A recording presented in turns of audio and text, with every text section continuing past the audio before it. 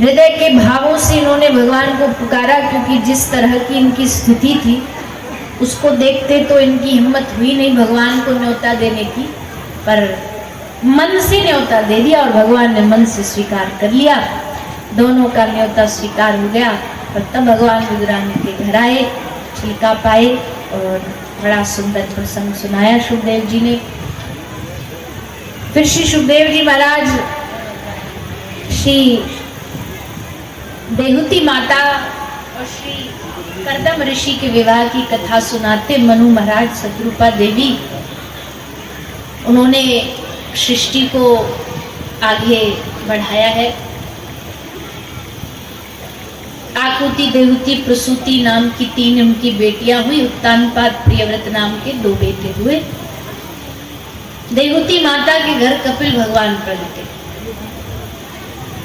माता जानती है बेटा है मेरा, पर है भगवान, भगवान का अवतार है। तो आज जितनी भी जिज्ञासाएं मन में थी पूछ लूं। माता ने कपिल भगवान से अपनी सारी मन की जिज्ञासाएं पूछी। और अगर कपिल देहुति संवाद पढ़ोगे तो जितनी भी माता की जिज्ञासाएं थी, जो भी प्रश्न थे, वो सब हमारे ही प्रश्न हैं। हमारे जीवन में जो जो चीज हमें संशय में डालती है, उन सब का समाधान माता देवती ने पूछा, कपिल भगवान ने उनका समाधान दिया। अष्टांग योग, यम, नियम, आसन, प्राणायाम, प्रत्याहार, ध्यान, धारणा, समाधि, इन सब काम से हुआ वो सब बताया।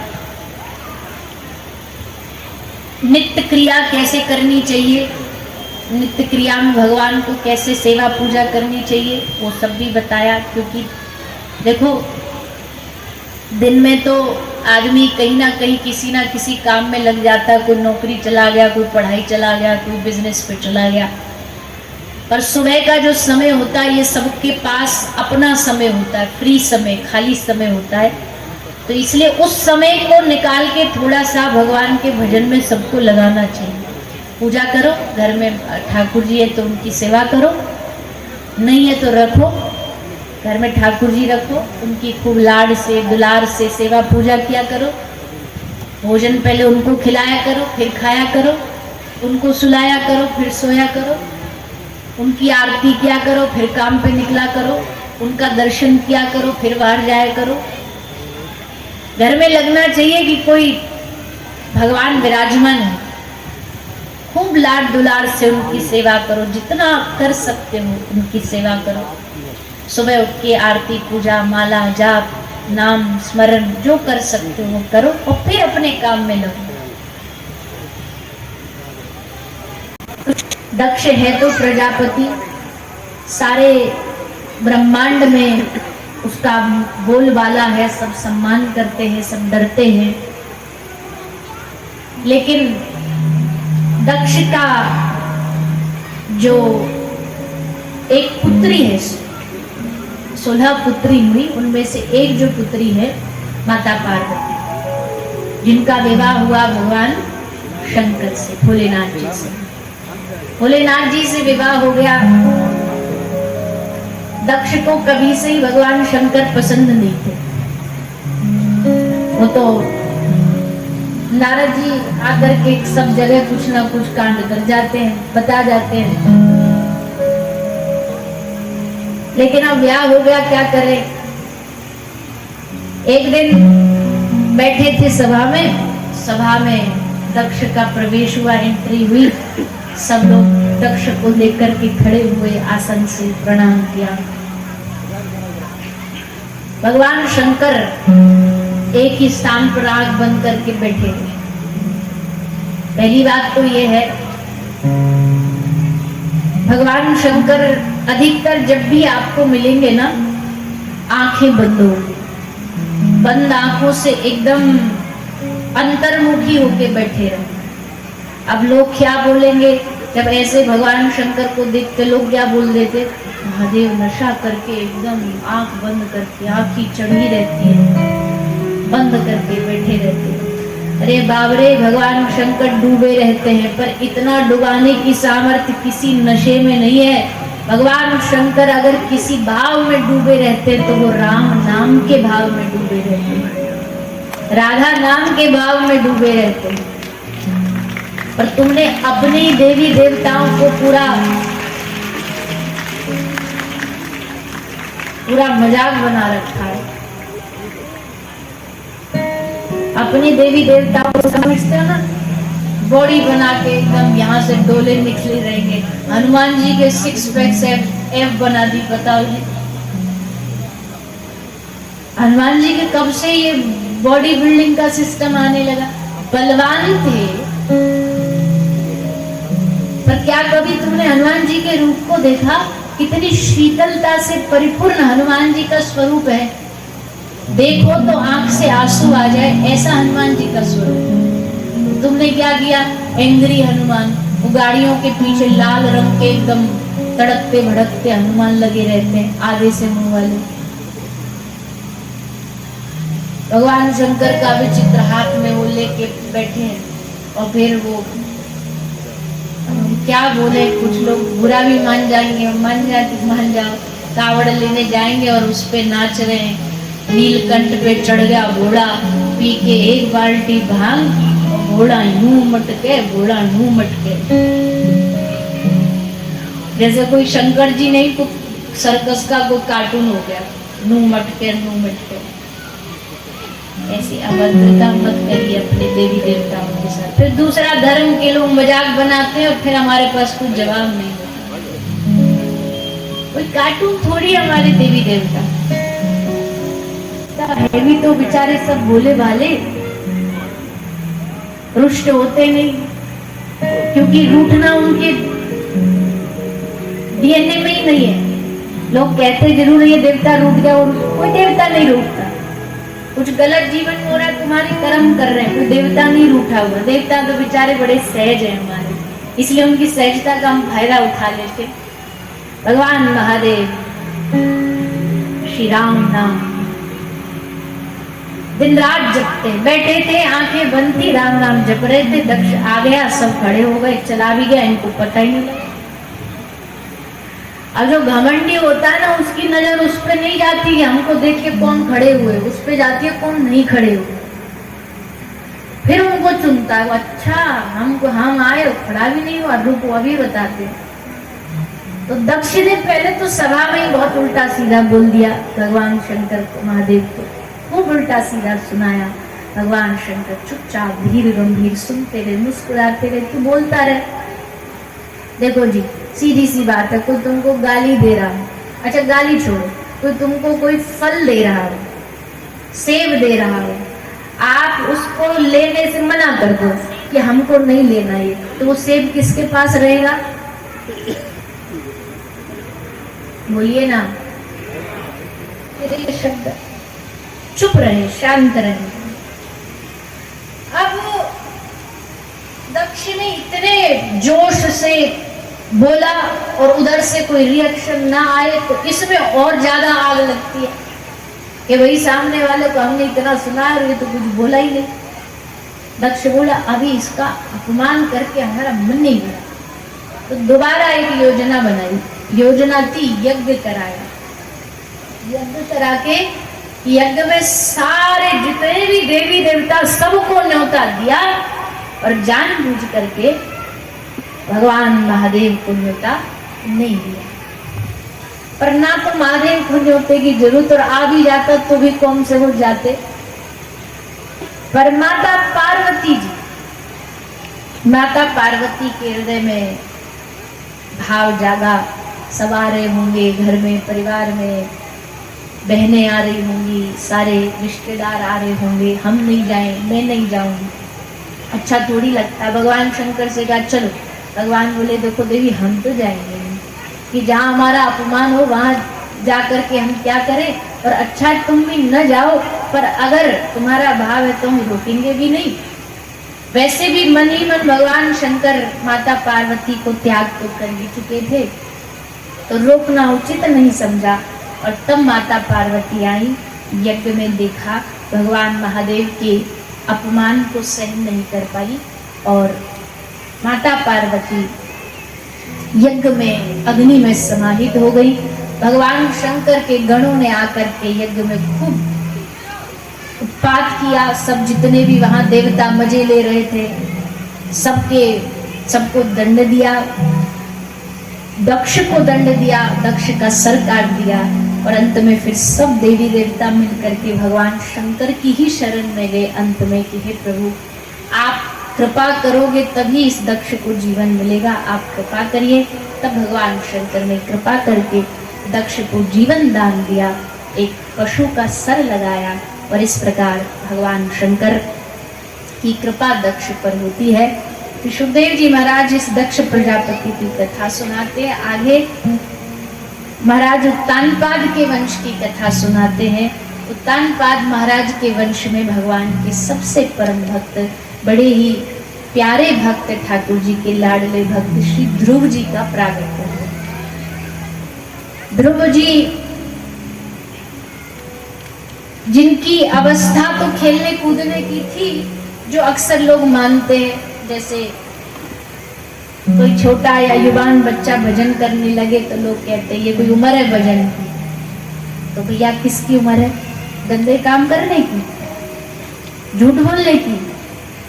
अगर ये उम्र में भजन नहीं करेंगे तो कब करेंगे? तो पहली बात तो इतना समझिए कि भक्ति की कोई उम्र नहीं होती। जब जागो तभी सवेरा। जब भगवान बुद्धि में बिठा दें कि अब तुम्हें भजन करना चाहिए तो लग जाओ उसमें।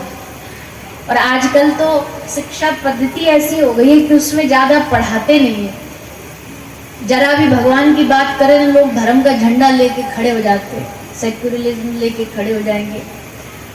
अरे नहीं नहीं नहीं, ये नहीं कर सकते आप, एक धर्म के बारे में नहीं पढ़ा सकते। अरे एक धर्म की बात नहीं, सनातन धर्म जीवन जीने की कला है, जीवन जीने का मूल है।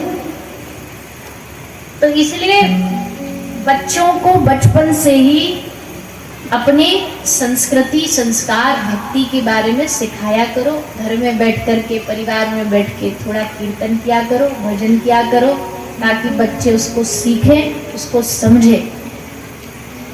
क्योंकि बालकपन सो हरि भजे, जग सो रहे उदास, तीरथ हुआ आशा करे, कब आवे हरिदास। जो भगवान का बालक भक्त होता है ना, तीर्थ चाहते हैं कि ये एक बार हमारे यहाँ आ जाए, इसके चरण हमारे यहाँ पड़ जाएं तो हम धन्य हो जाए, तीर्थ धन्य हो जाते हैं ऐसे भक्त के दर्शन करके। और भगवान को भी बड़े प्यारे होते हैं। बच्चे वैसे भी निर्दोष होते हैं। और निर्दोष क्यों होते? क्या कौन सा दुर्गुण नहीं होता बच्चों में? बच्चों में क्या ईर्ष्या नहीं होती? होती है। तुम उनके साथ के जो उनका दोस्त हो, उस दोस्त को उसकी मैया गोदी में बिठा ले तो देखो कैसा चिढ़ेगा, रोएगा, हाथ पांव पटकेगा कि इसको हटाओ। अरे दूसरे भैया दूसरे बच्चे को बिठा ले तो भी हाथ पांव पटकेगा, नहीं हम है तुम्हारे बेटा, हम है तुम्हारे बच्चे। इसका मतलब ईर्ष्या तो है। लोभ बच्चे में नहीं होता, वो खूब होता है। कोई काम नहीं कर रहा हो, तुम लोग दे दो एक चॉकलेट का, देखो कैसे फटाफट फिरकी की तरह कर देगा घूम घाम के, क्योंकि उसको लोभ है कि खाने को मिलेगा। तो लोभ भी है। क्या बच्चे में क्रोध नहीं होता? खूब गुस्सा होता, गुस्से पे आए तो पकड़ के सबसे पहले खिलौना उठा के फेंक के मारेगा, कहीं भी गिरे कहीं भी लगे। तो क्रोध भी होता है। फिर बच्चे भगवान का रूप है, काय को बोलते हैं? अरे भैया देखो, दुर्गुण चाहे कोई भी हो सकता है बच्चे में, पर एक दुर्गुण नहीं होता। क्या नहीं होता? बच्चे में छल कपट नहीं होता, उसके भीतर दम्भ नहीं होता, दिखावा नहीं होता। बड़े होते होते तक होके फिर ये दुर्गुण आता है, बचपन में नहीं होता। बचपन में तो वो जैसा भीतर गंदा मिट्टी में खेल रहा होगा, रिश्तेदारों के सामने ऐसा ही आ जाएगा, ऊपर से नीचे कीचड़ में सना हुआ। तो दिखावा नहीं है, वो जैसा वैसा ही आ जाएगा। इसलिए बच्चे को भगवान का रूप मानते हैं। और इसलिए कहा गया है कि भगवान को बच्चों जैसा स्वभाव पसंद है। बच्चों जैसा स्वभाव मतलब दिखावा मत करो भगवान के सामने, छल कपट मत करो भगवान के सामने। प्रभु जी भले बुरे सब तेरे, बुरे भी हैं, गंदे भी हैं, तो बोल लो हाथ उठा के कि हाँ बुरे हैं पर तुम्हारे हैं, ये तो तुम्हारे ही ना, किसी और का थोड़ी हो, कहीं और से थोड़ी आए हो, आप ही का तो अंश ही। हम भगवान के सामने बड़े धर्मात्मा बनते हैं, जैसे कि उनको कुछ पता ही ना हो, मन में दिखाते उनको सामने खड़े होके कि अरे हमारे जैसा तो किसी का मन नहीं, हम तो बड़े सीधे साधे भक्त हैं। भगवान को घट घट की जानते, वो जानते कितना टेढ़ा है। इसलिए अच्छा है भगवान के सामने जाकर के कह देना चाहिए कि प्रभु अगर कोई हमें कमियां भी है, गलतियां भी है, तो आप ही तो सुधारोगे, आप ही तो ठीक करोगे या हमसे ठीक करवाओगे, प्रेरणा तो आप ही दोगे, हम कहां से ठीक कर लेंगे। तब देखो भगवान फिर समझ जाएंगे, देखो बच्चा जैसा आ गया मेरे पास, अब तो मुझको इसको ठीक करना पड़ेगा, अब तो मुझको इसको सुधारना पड़ेगा, स्वीकारना पड़ेगा। तो ऐसे श्री ध्रुव जी महाराज 5 साल की अवस्था, पिता की जो दूसरी पत्नी है सौतेली माँ, उसने कह दिया खबरदार पिता की गोदी में बैठा तू, तेरी इतनी हिम्मत, आज गोदी में बैठा कल राजगद्दी पे बैठने बोलेगा, तू नहीं बैठ सकता इस राजगद्दी पे, इस गद्दी पे मेरा बेटा उत्तम बैठेगा।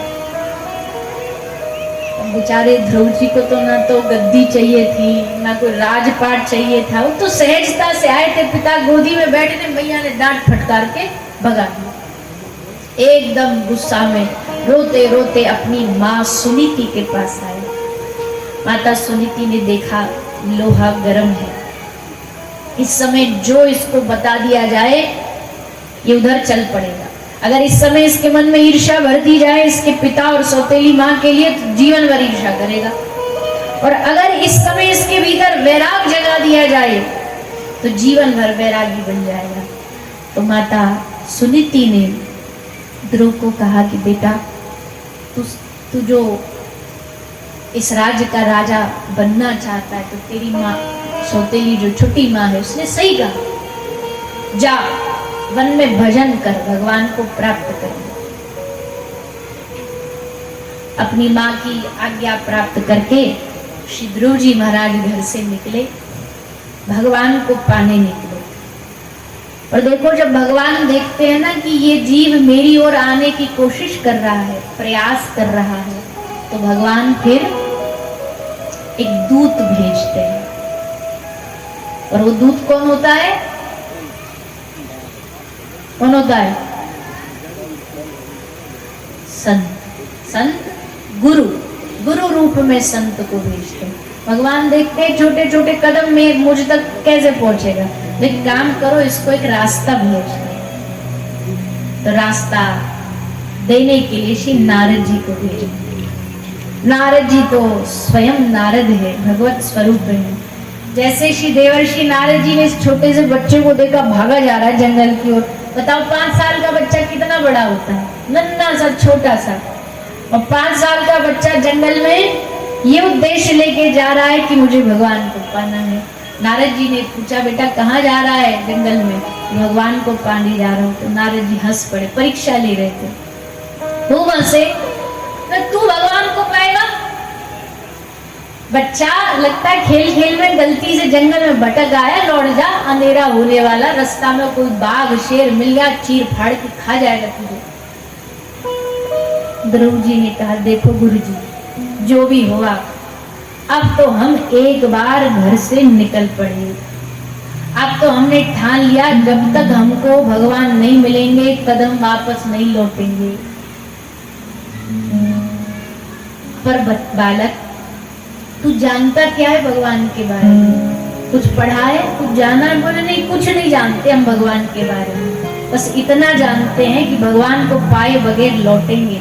जिद है, भक्ति में जिद ही चाहिए होती है और कुछ नहीं चाहिए होती। भक्ति में जिद करनी पड़ती है कि भले कुछ भी हो जाए पाना तो है भगवान को, और उसी जिद से भगवान खुश होते हैं, उसी जिद से भगवान प्रसन्न होते हैं। तो नारद जी देख के बड़े प्रसन्न हुए, और ऐसा शिष्य मिल जाए तो इससे अच्छी गुरु के लिए क्या बात होगी। ध्रुव जी को गोदी में बिठा के नारद जी ने कान में 12 अक्षर मंत्र दिया, और नारद जी आदेश देते हैं कि जाके ब्रज में भजन करो।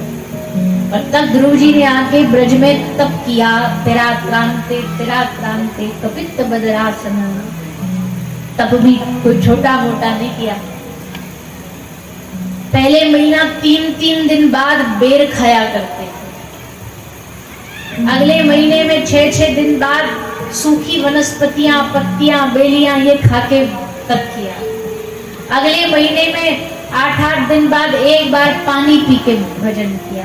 अगले महीने में 10-10, 12-12 दिन बाद एक बार सांस लेते थे। और अगले महीने में एकदम श्वास को अवरुद्ध करके एक आसन पर बैठ गए भजन करने। ऐसा तप किया, देवताओं के सिंहासन हिलने लगे, देवताओं की श्वास रुक गई। घबराए देवता कि ये कौन तप कर रहा है। भागे भागे भगवान नारायण के पास गए, प्रभु इस बालक को उठाओ, तपस्या से जाके दर्शन दो, नहीं तो सारा ब्रह्मांड नष्ट हो जाएगा। तब प्रभु आए और प्रभु ने आके श्री ध्रुव जी को दर्शन दिया। दर्शन पाके ध्रुव जी कृतकृत्य हो गए। 5 साल की अवस्था में भगवान सामने खड़े मुस्कुरा रहे, इससे बड़ा सौभाग्य क्या होगा। नारद जी की कृपा से, आज गुरु कृपा से भगवान मिल गए। भगवान ने कहा बेटा बोल क्या चाहिए। ध्रुव जी आए तो थे राजपाट मांगने, पर भगवान का दर्शन करके सब कामना नष्ट हो गई। यही भगवत दर्शन का लाभ है। मंदिर में जाओ कुछ मांगने, पर जब मंदिर में ठाकुर जी को देखो तो सब मांग भूल जाओ, तब समझना कि आज दर्शन किया अच्छे से। याद ही ना रहे क्या मांगने आए थे, तो समझना कि आज दर्शन किया। तो भगवान ने कहा बेटा मांग। बोले आपकी भक्ति बस। भगवान ने कहा वो तो तुझे मिल गई, अब हम मिल गए तो भक्ति भी मिल गई, पर अब राज पाठ का भाव लेके तो आया था तो वो तो मिलेगा ही, कॉम्प्लीमेंट्री वो तो भक्ति के साथ हम तुमको देंगे ही, क्योंकि तू राजा बनेगा तो तेरी कृपा से न जाने कितने लोगों का कल्याण होगा। भगवान ने आदेश दिया कि घर जाओ, राज्यपद पे बैठो। ध्रुव जी घर आए, राजा बने। कई हजार वर्षों तक राजपद पे बैठ के श्री ध्रुव जी ने शासन किया। शासन करके इस पूरी प्रजा पर कृपा करी। और अंत में कोई बिरला भक्त होता होगा कि जो मौत काल को हरा करके जाता हो। ध्रुव जी अकेले ऐसे भक्त हैं, काल नतमस्तक होके खड़ा था, शरण रखा, पांव रखा, और तब श्री ध्रुव जी भगवत धाम गए। ऐसे भगवान के परम भक्त हुए श्री ध्रुव जी महाराज। उन श्री ध्रुव जी महाराज को हम सब प्रणाम करते हैं। ध्रुव जी के वंश की कथा सुनाई गई। उनके वंश में जो जो राजा हुए, प्राचीनवरी, पुरंजन, अंग, प्रथु, अर्ची महारानी, सबकी कथा सुनाते हुए आगे प्रियव्रत राजा की कथा, उनका वंश, उनके वंश में कौन कौन राजा हुए, उन राजाओं की कथा श्री सुखदेव जी महाराज श्रवण कराते हैं, जिनकी कथा आप हम सब विस्तार से कल और श्रवण करेंगे। भगवान के भक्तों का चरित्र भी भागवत जी में साथ साथ में दिया गया है।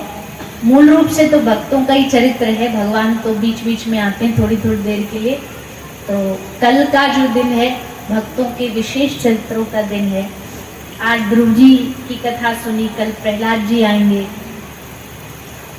भगवान के कुछ और भक्तों का चरित्र आएगा, जिसमें भगवान ने कैसे कैसे अपनी भक्त वत्सलता के स्वरूप को दिखाया, उसका आप हम सब श्रवण करेंगे। और साथ ही साथ कल एक बड़ा सुंदर उत्सव भी है, जो भागवत के चतुर्थ दिन धूमधाम से मनाया जाता है।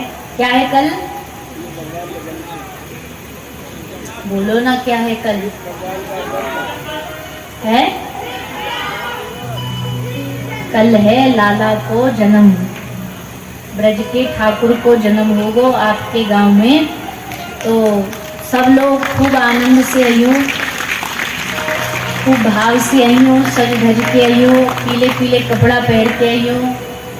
यहाँ ठाकुर जी प्रांगण में पंडाल में प्रकट होंगे, बधाइयाँ गाई जाएंगी, धूमधाम से आनंद लिया जाएगा, बधाइयाँ मिलेंगी आप सबको।